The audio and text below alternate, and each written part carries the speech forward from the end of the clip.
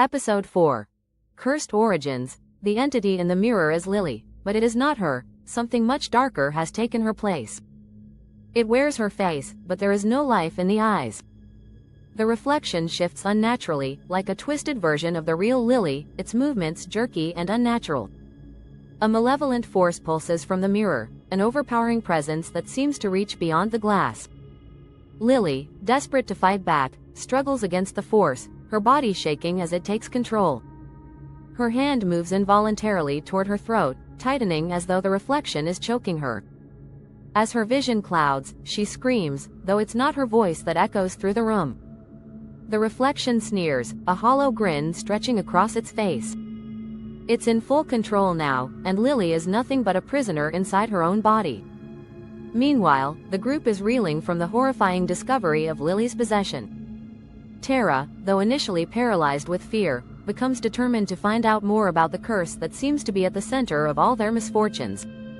She decides to investigate the history of the town, hoping to uncover more about the origins of the Hollow Ones and the dark rituals that hold the town in its grip. Tara's search leads her to an old, abandoned church on the outskirts of town, far removed from the usual places people visit. The church is in a state of disrepair, its windows shattered, and ivy has overtaken its walls. As she steps inside, the air grows heavy with a palpable sense of foreboding. The silence is oppressive, and the only sound is the faint drip of water from the cracked roof.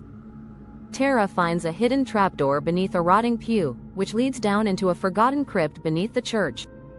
There, she uncovers a grotesque altar. The altar is marked with symbols she recognizes from the photographs they've been investigating, and as she examines it further, her heart skips a beat. There is a statue of Elias Holloway, one of the town's founders, whose eyes are unnervingly lifelike. In the flickering light of her lantern, she swears she can see movement in those eyes, like they're alive. The statue seems to be caught in the midst of an eerie ritual, one that, according to the markings around the altar, is tied to the curse. Her pulse quickens as she reads the inscriptions on the walls. They speak of an ancient pact, one that was forged by the founding families of the town. A pact made to bind the Hollow Ones, to keep them at bay. The curse, it turns out, was not just a story or a superstition but a binding ritual, one that had been renewed every 50 years through blood sacrifices. The town's founders, in their desperate attempt to avoid the Hollow One's wrath, had struck a terrible deal. But over time, the ritual had become a dark tradition, one that had morphed into an unspeakable horror that must be fulfilled, or else. The victims of the ritual, marked for death, are offered to the Hollow Ones, whose return is inevitable. Tara is horrified by the realization that the town has been feeding the Hollow Ones every 50 years, sacrificing its own people to preserve the peace.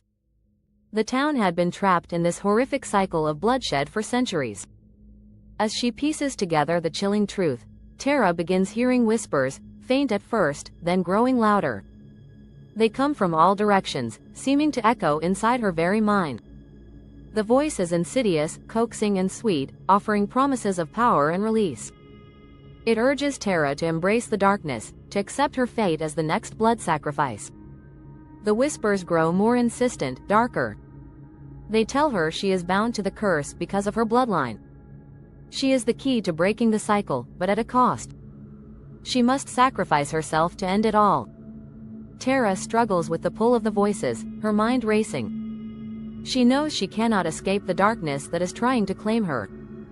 The others are torn. Ben and Jenna want to leave, to find a way out of the cursed town, but the roads seem to twist back into the heart of the town no matter which way they turn. The town itself refuses to let them go, as if its very foundation holds them captive. Suddenly, the air grows cold, and a violent storm erupts without warning. The hotel shakes violently, windows rattling as the wind howls through the building. Furniture topples and dust swirls through the air, thick and suffocating.